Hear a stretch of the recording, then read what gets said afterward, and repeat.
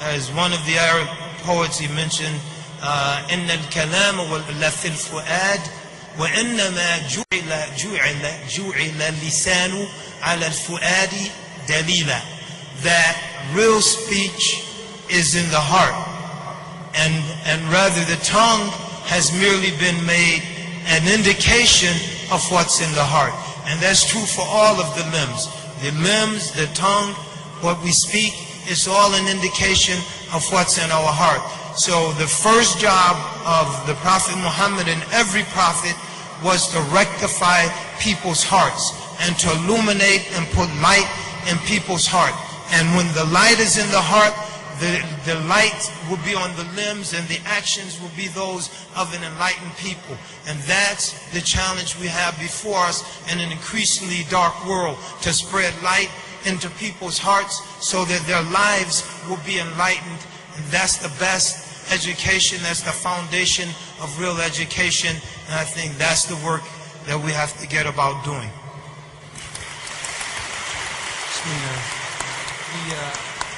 The Quran reminds us that the pursuit of the pleasure of God is actually what we should be happy about. فَبِذَلِكَ فَلْيَفْرَحُوا هُوَ خَيْرٌ مِمَّا يَجْمَعُونَ. Let them be happy about that, and because it's better than the material pursuit that the others are engaged in. And the Quran also says, أَلْهَاكُمُ التَّكَاثُرُ حَتَّى زُرْتُمُ الْمَقَابِرَ. That vying for material goods has you preoccupied until you visit your graves. And so the real happiness is in this pursuit of the pleasure of God. We believe that. But the beauty of pursuing the pleasure of God is that He has made so many venues in the world to pursue His pleasure. There's so many ways, and the secret is in the intention of the human being. Why are you doing what you're doing? If it's a productive, positive thing, and you have the right intention, you are pursuing happiness for the sake of God. And that's what we have to inculcate into our young people, particularly, that they have to follow what they are inclined to follow in productive and positive ways, because that is what God has given them. And this is when societies are great and strong, is when they allow people to flourish. And the actual word eudaimonia in Aristotle's Ethics, which means happiness, also means flourishing. And flourishing, real sa'ada, real flourishing, is when the soul is allowed to grow. قَدْ أَفْلَحَ مَنْ زَكَّاهَا. They have had success. And who is happier other than successful people? They have had success, those who cause the soul to flourish and grow. زَكَّاهَا. And purify it through its growth. وَقَدْ خَابَ مَنْ دَسَّاهَا. And they are failures, and obviously sad and unhappy, those who stunt the growth of the soul. The word for learning in our tradition, tarbiyah, is the same from Rabb al-Alameen, the nurturer of the world. God causes things to grow. He caused these flowers to grow, and that is the intention of the Creator for the human soul, to flourish like the flower.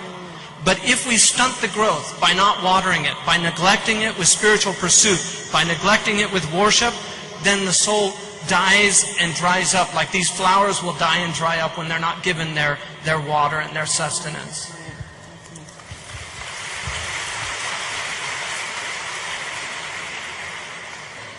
I think it is to do with, essentially, education, because if we do learn what it's all about, we'll be so happy that we know. We, coming from a period of darkness and ignorance in our lifetime, know what a joy it was when we found out, who God was and what He wants from us. And I think we're so lucky when we start to comprehend, because knowledge has so many levels. And the real level is, of course, as you know something, you may memorize something, you may not know it, then you get to know it, and then you get to understand it, and then you get to be able to practice it, and then you get to be able to teach it, and to synthesize that knowledge. I think that is the great ladder of knowledge, which is practical, ends up with reality. And in our prayer every day, we say, if we only understood, Ihdina Sirat al-Mustaqim, lead us to the straight path of happiness, because that's actually what we're doing. Sirat al-Ladina an'amta alayhim, the path of those who your blessing and your ni'mah, your joy is upon them. غير المغضوب عليهم, not your displeasure, ولا الضالين, and not those who go the wrong way. Ameen. Ameen.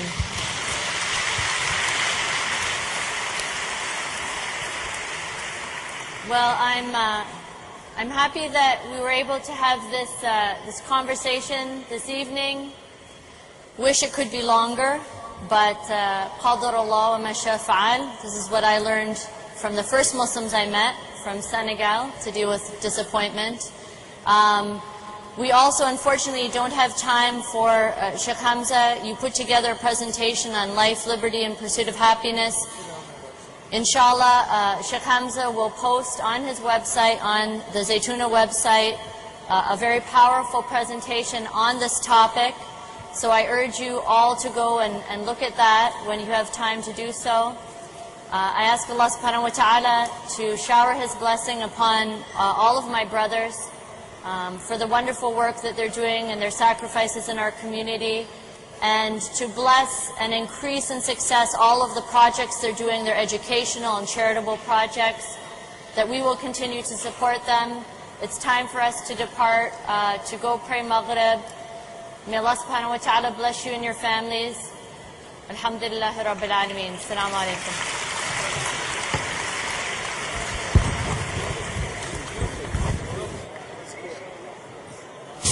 Assalamu alaikum, brothers and sisters. As you leave for Maghrib, to help us keep it orderly, please leave outside of the hall and down the escalators.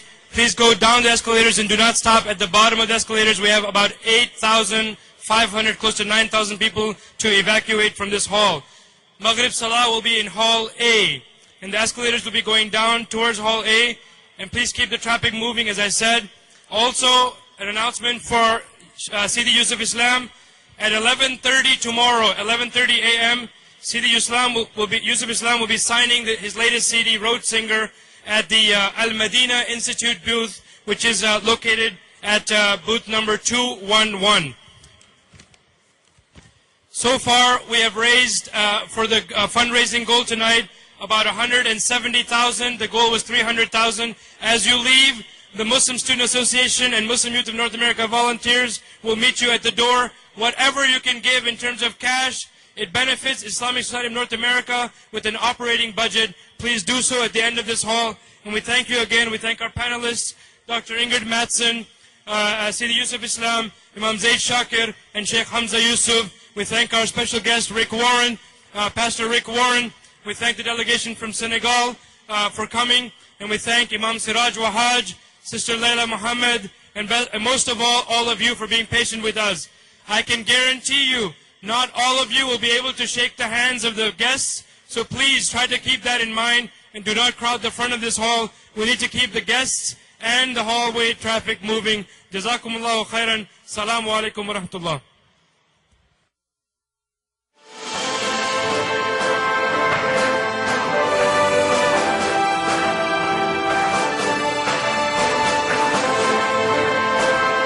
The 46th Annual ISNA Convention. Life, liberty, and the pursuit of happiness.